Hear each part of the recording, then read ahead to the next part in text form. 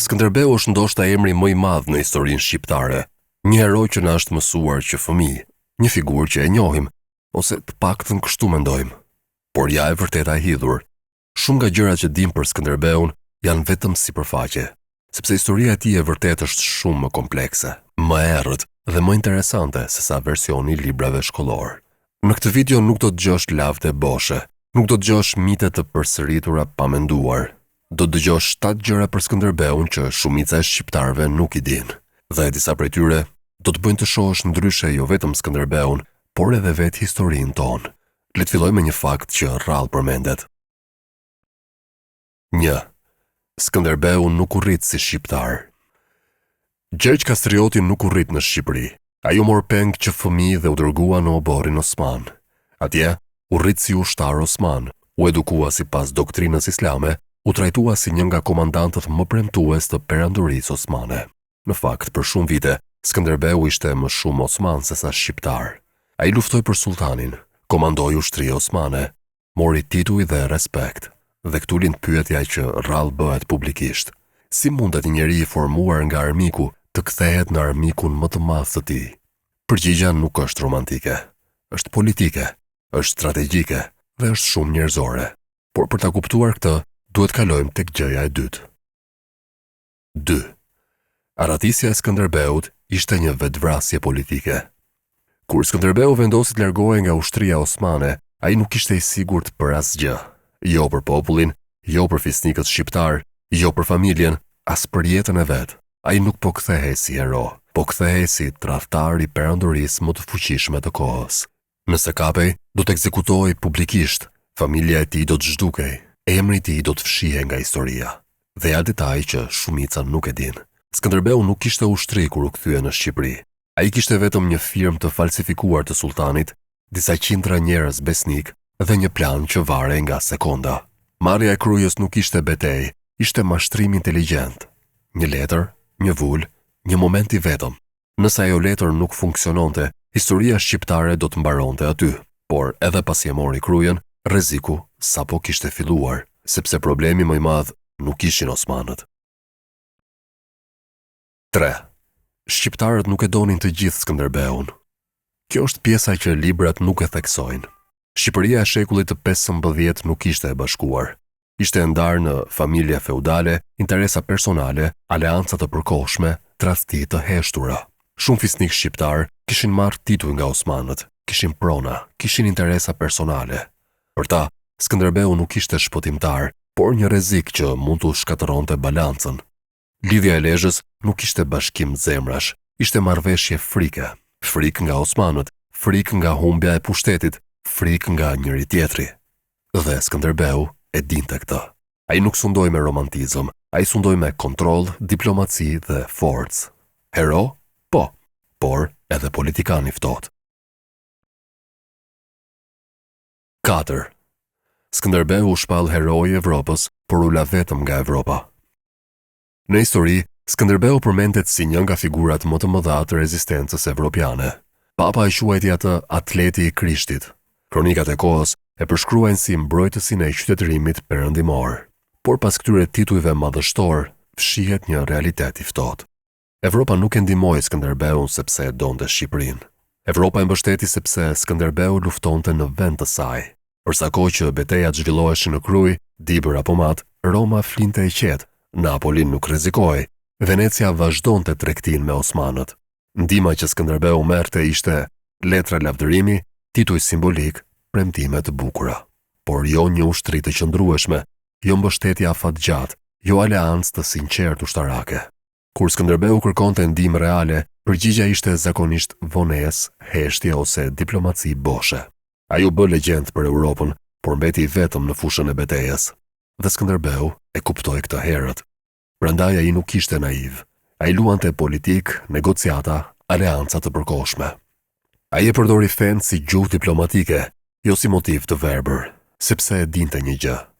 Nëse Shqipëria binte, Evropa do të gjente një hero tjetër, por Shqipëria nuk do të kishte një tjetër Skënderbe. 5. Skënderbeu fitoi beteja, por Shqipëria pagoi çmimin më të lartë. Rezistenca e Skënderbeut zgjati mbi 2 dekada. Kjo nuk ishte një luftë e shpejtë, ishte luftë konsumimi, fshatra të djegura, popullsi të zhvendosura vazhdimisht, burra që nuk ktheheshin më nga lufta, gra dhe fëmijë që jetonin në pasiguri të përhershme. Shqipëria u kthye në një tokë që jetonte për luftën. Çdo fitore kishte një kosto. Çdo betejë e fituar linte pas një vend më të varfër, një popull më të lodhur, një brez më pak. Pas vdekjes së Skënderbeut, realiteti ishte brutal.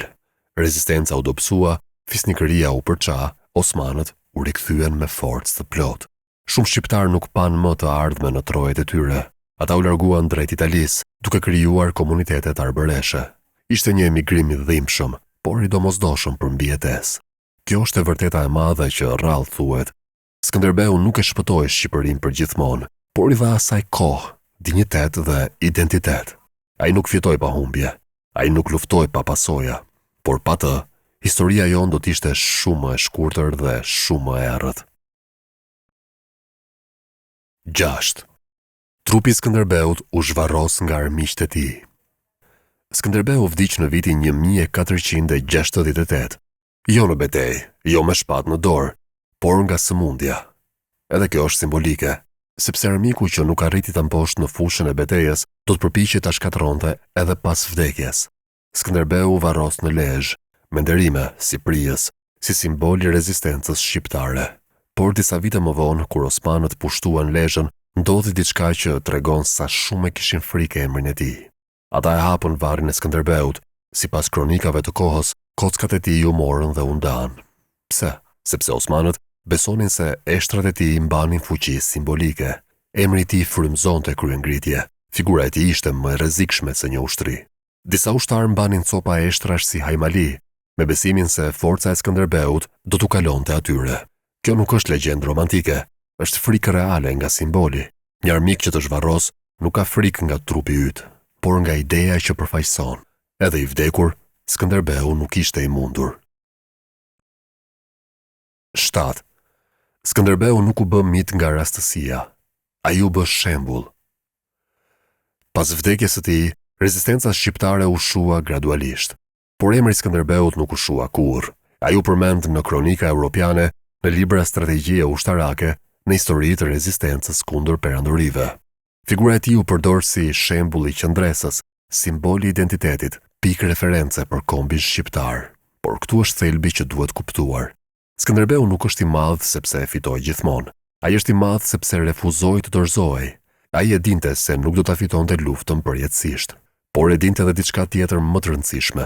Nëse një komb humbet dinjitetin, humb gjithçka.